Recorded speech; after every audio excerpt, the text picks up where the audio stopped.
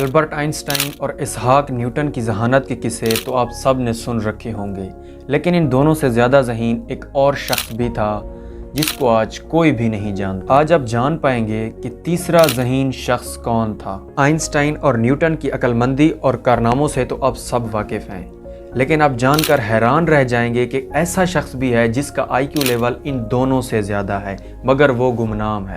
یہ کہانی ایک ایسے انسان کی ہے جو دنیا میں پیدا ہونے والے سب انسانوں میں سے سب سے زیادہ ذہین مانا جاتا ہے۔ البرٹ آئنسٹائن کا آئی کیو لیول 160، اسحاق نیوٹن کا آئی کیو لیول 190، لیکن جس شخص کی ہم آج بات کرنے جا رہے ہیں اس کا آئی کیو لیول 275 تھا۔ البرٹ آئنسٹائن اور اسحاق نیوٹن سے کئی گنا زیادہ۔ اس شخص کا نام ہے ولیم جیمز۔ یقیناً آپ نے یہ نام کبھی نہیں سنا ہوگا۔ ولیمز جب 8 سال کا تھا تو یہ 8 مختلف زبانیں بولتا تھا۔ ولیم 1898 میں امریکہ کے شہر نیو یارک میں پیدا ہوا۔ اس کے ماں باپ انتہائی ذہین لوگ تھے۔ ولیم جب 18 مہینے کا تھا تو اس نے امریکہ کا مشہور اخبار نیو یارک ٹائم پڑھنا شروع کر دیا۔ 18 سال کی عمر میں ولیم 8 مختلف زبانیں بولتا تھا جو اس نے اپنی مدد آپ کے تحت سیکھی تھی۔ صرف یہی نہیں، ولیم نے چھوٹی سی عمر میں اپنی ایک زبان تخلیق کی جس نے اسے ونڈر گڈ کا نام دیا۔ ولیم دنیا کا پہلا شخص تھا جس کو چھوٹی سی عمر میں ہی ہارورڈ یونیورسٹی میں ایڈمیشن ملا۔ ولیم کو ہارورڈ یونیورسٹی میں 1909 عیسوی میں یعنی 11 سال کی عمر میں پڑھنے کا موقع ملا۔ 1 سال بعد ولیم اپنے ہی استاد کو میتھس پڑھایا کرتا تھا۔ اس چھوٹے سے بچے کی عمر کو دیکھ کر اس کو چائلڈ پروڈیجی کا خطاب دیا گیا، یعنی یہ ایک ایسا بچہ تھا جس میں اپنی عمر سے زیادہ کی صلاحیت موجود تھی۔ اس نے 16 سال کی عمر میں اپنی کالج کی ڈگری مکمل کر لی۔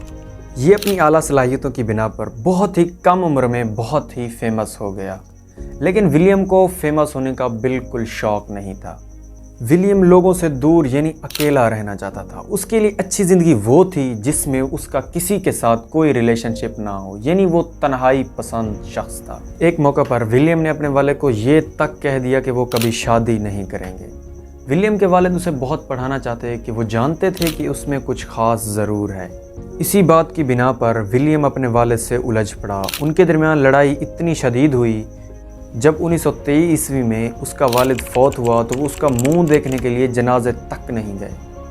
گمنام رہنے کے لیے ولیم نے چھوٹی موٹی نوکریاں کی، لیکن پھر بھی اسے لوگ پہچان لیتے تھے۔ وہی لوگ جو اس سے پیار کرتے تھے اور اس کے بارے میں اچھا لکھتے تھے وہی اس کے خلاف ہو گئے۔ جب ولیم نے ورلڈ وار 1 میں جنگ کے خلاف آواز اٹھائی تو اس کو 18 مہینے کی قید ہوئی، لیکن خاندان والوں نے اس کی بیل کروا لی۔ ولیم نے اپنی زندگی کا بقیہ حصہ تنہائی میں گزارا، یہاں تک کہ اس کا اپنی فیملی کے ساتھ بھی کوئی رابطہ نہیں تھا۔ اس نے اپنا پیٹ پالنے کے لیے لوگوں کے گھروں میں صفائی تک کی۔ وہ انسان جو اپنی ذہانت سے بہت کچھ کر سکتا تھا، کچھ کیے بغیر 44 سال کی عمر میں اس دنیا سے چل بسے۔ اس طرح ولیم کا قصہ تمام ہوا اور لوگ اسے بھول گئے۔